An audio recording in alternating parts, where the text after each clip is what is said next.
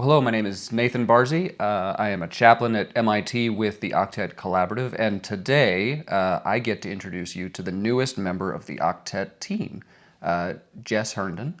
Do you prefer Jess or Jessica? Jess, that'd Jess. be great. Yeah, okay. So Jess Herndon, who has just joined the team in the past month. And as always, we like to introduce members of the team to everybody who reads our newsletter and just follows what we're up to and supports us and prays for us. So if I could just start just by asking you to just introduce yourself, tell us a little bit about who you are, where you're from. Could you just Sure. start that way? Yeah. So I'm Jess Herndon, and I have been in the Boston area for 14 years. We moved up here from Virginia, which is where I grew up and lived much of my life. Went to college at the University of Virginia and became a believer in my time there. Met my husband soon after, and he is a pastor at Park Street Church in the area. And so that role is what brought us up to New England. And I have, what led me to Octet is I've had some recent experience in the past 10 years of kind of running events for some nonprofits, Christian private school in the area, and some other opportunities through running events at Park Street Church. And so there was a need here to have someone to take over doing some of that work, and also just some administrative support, which I feel like I have a gifting in. And so it's been exciting that the Lord has opened the door to partner with you all. Yeah, that's great. And I just in the past couple of weeks, I know that you've been able to come to a few of the gatherings that we host. What can I ask for first impressions? What is exciting you, drawing you, like as you're looking at this community that we Yes. serve at MIT? Yes. So one of the first events I got to attend was one of our Dialogos evenings. Yeah. And so to just be in that space where hard but deep conversations were going to take place, it was really beautiful to witness. It's a beautiful space that they have here at MIT, and just being able to bring in experts to kind of highlight and talk about harder, topics that relate to the Christian ethic and how do we, live out our life in the world and be set apart as Christ called us, just seemed really exciting and beautiful. And to see just the diversity of, students and faculty in attendance at that event also got me excited just to figure out, who will be attending those events in the months and years to come. And then more recently, I was able to attend one of your Sabbath luncheons, and that was a really beautiful time. It was neat to connect with some people who I actually knew from other Christian spaces here in the city, and so they were surprised and interested to see, me there, and curious about my affiliation with MIT, or, I was able to be like, oh, I'm joining the Octet Collaborative and, partnering with them. And just to be there and break bread together and then, reflect on scripture, which, and actually the scripture from that first meeting I attended was on, not being anxious for tomorrow. And that was a real encouragement to me just in the season I'm in, and just trusting the Lord of, his hand and his will for mine and my family's, future. So it was just really encouraging and just beautiful to see, everyone in attendance and how, even in that space, it sounds like attendance has been growing, and just the feedback was even to have additional seats in the months to come, so that there just is space for more people to be invited and join in. And I think that's really exciting as well. Yeah. And I'm curious, your perspective as someone who's been part of the Park Street community for over a decade, right? And Park Street and MIT have a long history together. MIT students and faculty and staff have worshiped at Park Street for a long time. Park Street has supported campus ministries there for a long time.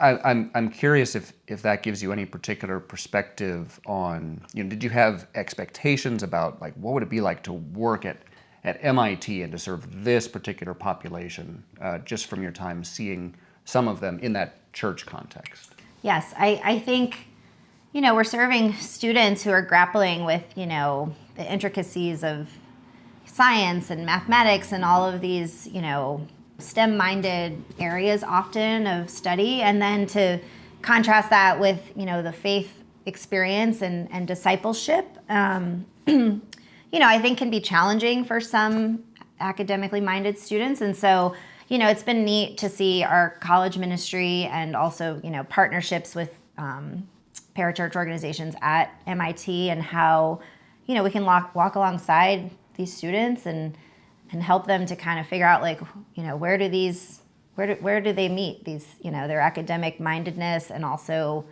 trusting God and the things that sometimes are unknown, and how can they kind of grapple with that in the world. And also just then students who have, deeper faith in which to be, a light here on campus. What does that look like, and how do we shepherd them well, and how they share their faith, and how they, encourage other students to maybe come alongside and come to church with them, or come to octet with them, things like that. Just how they are set apart even here at MIT, and how the Lord can use them in a mighty way. Yeah. So, yeah. Yeah. And you have 3 kids of your own. I do. And I think you told me the oldest is 13, going into 8th grade next year. Is that Yes. is that right? So a little ways away from college still. Yes. But even just your perspective as a mom of young kids, who, before you know it, will be sending them off, right? Yes. It comes faster than you think. That's where we are.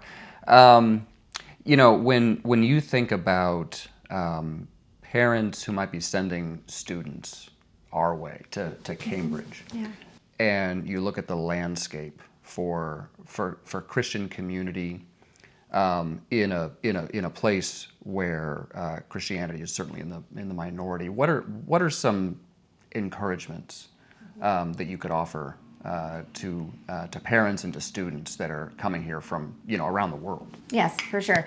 So, I volunteer in our youth ministry at Park Street Church, and I actually teach the 11th and 12th grade students. So we're often having conversations about, where will they be headed for this next chapter when they're launched kind of into the world, and, just really having deep faith that, like, the Lord is setting a place for them. And I often pray for them that the Lord would be preparing community for them, and that they would, just feel really embraced wherever they land. And so if that is a student who's coming here to Cambridge and landing at MIT, I have found that the Christian community in Boston is kind of a small one, actually. And so it is really interesting that once you are apart, there's often overlap in so many Christian spaces, from churches to different organizations that all kind of partner and tend to have some overlap. And so I'm constantly meeting people in different spaces that I interact with that are believers, and then have overlap from all these different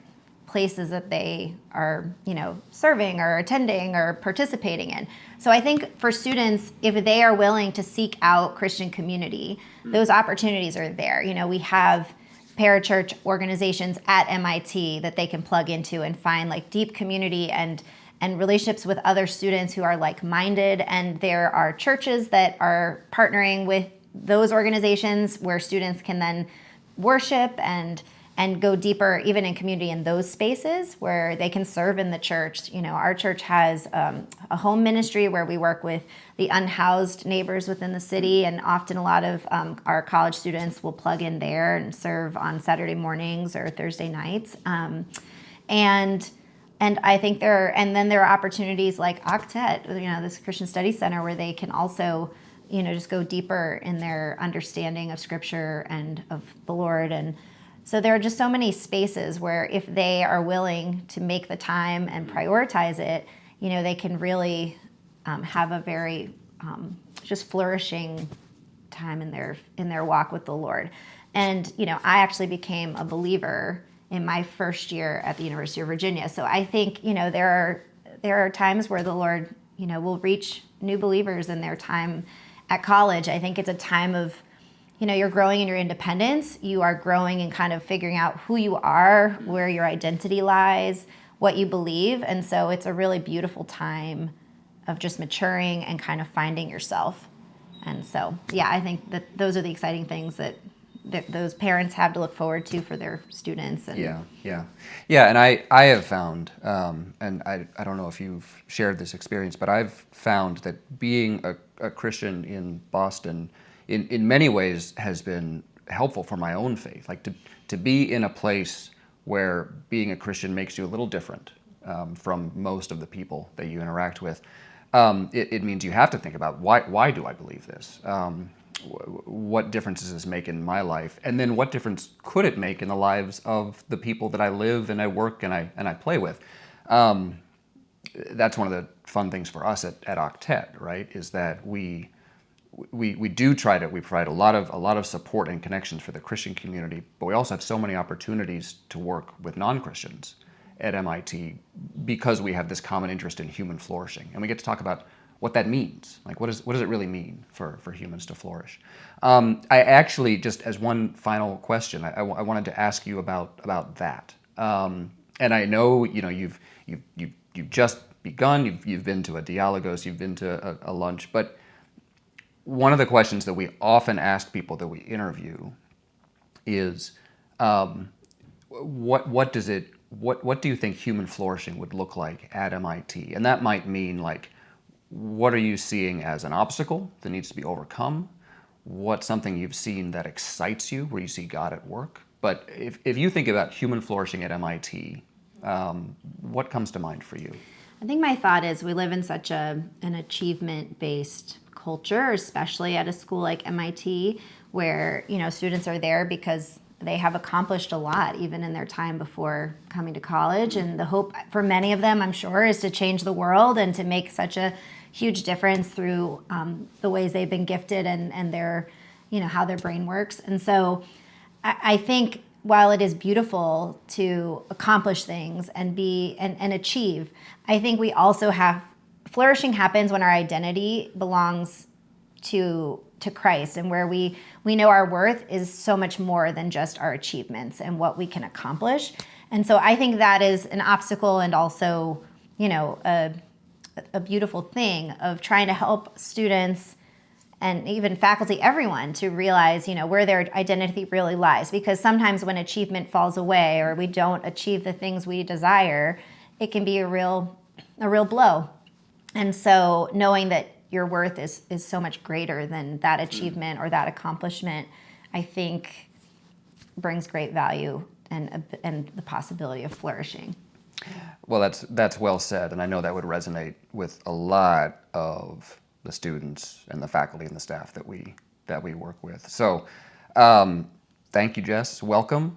You have given anybody watching at home. You've given them a lot of things to pray for, both for our own ministry and also I hope people will pray for you as you enter into this new role, that you will be blessed in it, and that the gifts and talents that God has given you will be a blessing to Octet and to MIT. So thank you so much. I'm you're very so excited welcome. to be here. So Great.